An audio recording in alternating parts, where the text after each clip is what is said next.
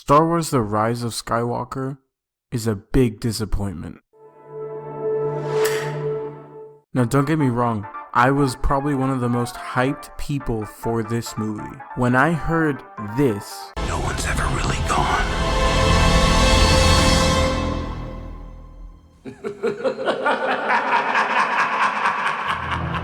Disney, take my money. I did not expect Disney to fail so horrendously. When this trailer dropped, I thought Disney would try harder, considering the terrible taste The Last Jedi left in society's mouth. But that was before I knew how Disney plays the game. I didn't know about their obsession for revenue, their money over quality secret motto, or even this thing.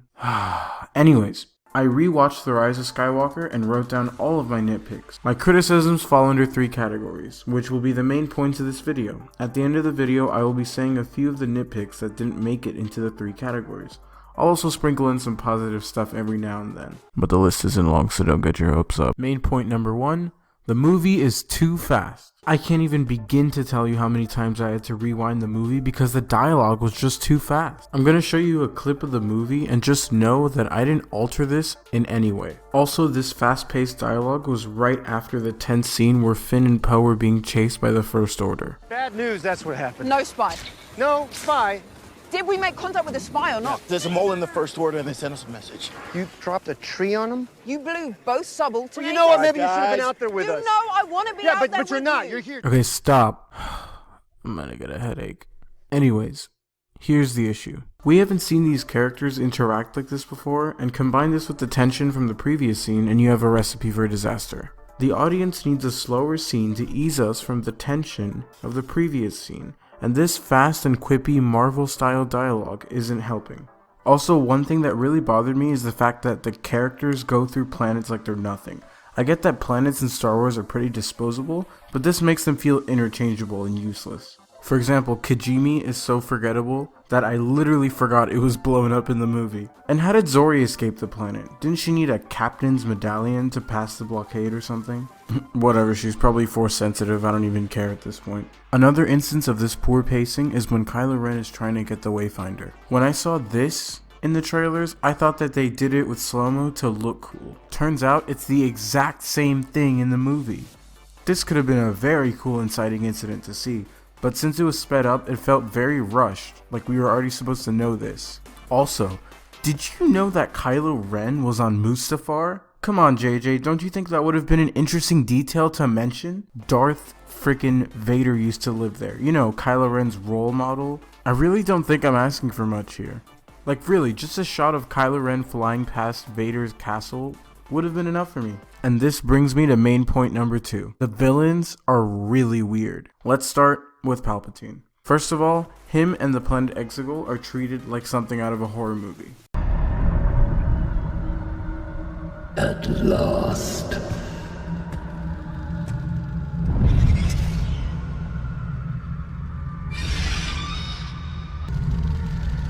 What could you give me? Everything. A new... What the fuck? Why is Exegol so unnecessarily creepy? Neither Mustafar nor Malachor were this creepy. And if Palpatine was alive this whole time, why does he still look like this? He's had his hands like that for 40 years and didn't even bother to install any prosthetics. Palpatine is probably the biggest mastermind of the Star Wars universe, and yet his plan in this movie is just awful. First, he asks Kylo Ren to kill her because she is a threat to his final order. The might of the final order will soon be ready. It will be yours if you do as I ask. Kill the girl. End the Jedi. But when he gets to Exegol, he says this. I never wanted you dead. I wanted you here. I just can't believe that he went from the genius mastermind of the entire Star Wars saga to a stumbling idiot. And speaking of idiots, let's talk about General Hux. To be honest, I like his character development, but when it comes to traitors, you have to do it well. And to see traitor done well, let's go to Star Wars Rebels. Take a look at Agent Kallus. He never said things like, "All remaining systems will bow to the First Order, and and will remember this as the last day of the Republic! But we all knew that he was loyal to the Empire. I think it's wise of the creators to never make him declare his loyalty. This leaves a lot of gray area in his character, and he eventually becomes a traitor because he realizes how little he means to the Empire. But with Hux, you can't have him say stuff like that and then have him switch sides. I understand that they tried to set it up by having a lot of tension between him and Kylo, but I think it would have been better if instead of betraying the whole First Order, he disobeys Kylo and takes a huge loss for always trying to defy him, kind of like Admiral Constantine from Star Wars Rebels. He disobeyed Grand Admiral Thrawn during the Battle of Atollon and, well... Sir, he's changing course! No, take evasive action! Not to mention that Hux, one of the characters with potential, gets shot by Great Value Tarkin and dies. He's like the Boba Fett of the sequel trilogy. Which brings me to the last dumb villain of the movie. Allegiant General Pride. I really don't understand why Disney decided to add Pride into this film. He adds no purpose aside from competing with Hux to be Kylo Ren's lapdog. And why on earth did they add this line? As I served you in the old wars, I serve you now. Is Pride supposed to be important or not? This line didn't even have to be in the movie, but it is, and it opens a really big rabbit hole. I barely knew his name while watching the movie, and now the movie wants me to figure out his backstory? This is a little too much development for a throwaway side character. I mean, really, he is so useless that he literally gets tossed out the window.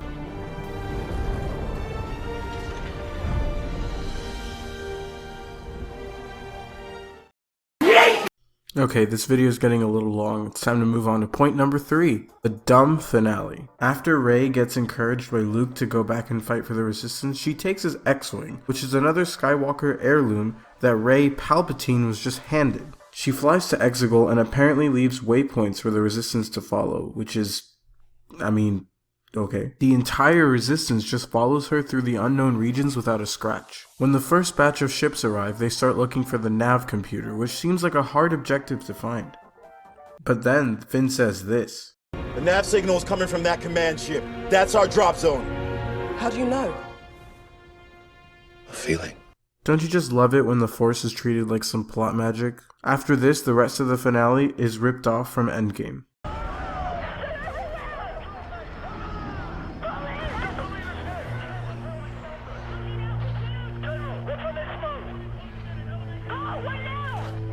My friends, I'm sorry. I thought we had a shot. There's just too many of them. Captain Sam, can you hear me? On your left.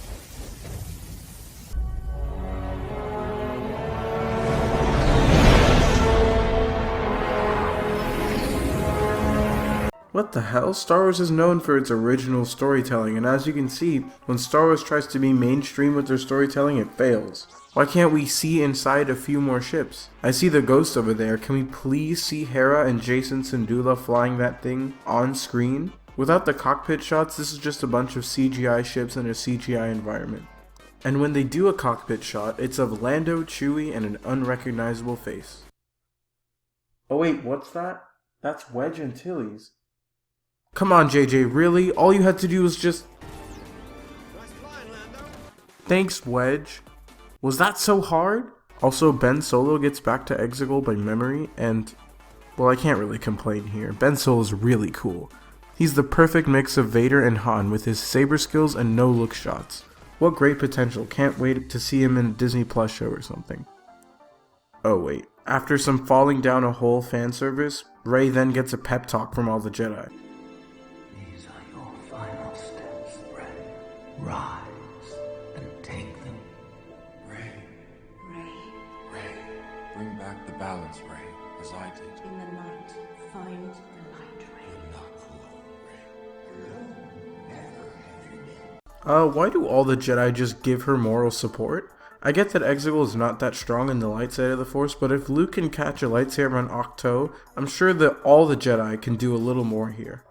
After the pep talk, she fries Palpatine with his own lightning. Guess third time's not the charm. I'm all the Jedi. But no, really, look at his face. He's like, oh no, not an X. And then after defeating Palpatine, she just dies. What even killed her? Whatever, it doesn't matter. It's only said the last Skywalker could die. Which contradicts the title, by the way. This was done on purpose, as Kathleen Kennedy wasn't happy when Ben Solo survived, so she changed the ending. So Ben Solo Skywalker just dies and no one even cares. No one even holds a funeral for him or anything. Not even Rey. And now we've reached the last scene. Rey visiting the Skywalker Ranch on Tatooine. This scene would have been fine if Rey didn't bury Anakin's lightsaber in the sand. Come on, how'd you miss that one, JJ? One of the most iconic lines from the prequels. This makes me so mad, but believe it or not, there's worse. When this random old lady asks Rey what her last name is, she sees Luke and Leia nodding at her with happy faces. And as if this Palpatine hasn't taken enough from the Skywalkers, she takes their last name. The most iconic last name in all of Star Wars is just up for grabs like that. And just like that, the movie's over. Well, the 42-year-old Skywalker saga is now over. This movie is a terrible ending to such an iconic franchise, and I can't believe the carelessness that Disney exhibited while making these movies. However, a new hope emerges. The CEO of Disney has been replaced, and based on what I'm seeing here, there's still hope for these movies. It seems like Lucasfilm is taking the right steps to fix their mistakes, and with the release of The Mandalorian, I'm optimistic to see what new directions will be taken by Jon Favreau and Dave Filoni. Well, you made it to the end of the video. I know I'm new here, but please consider subscribing and sharing this video. It helps me out more than you think. Thanks for watching, and I hope to see you in the next video. See you later.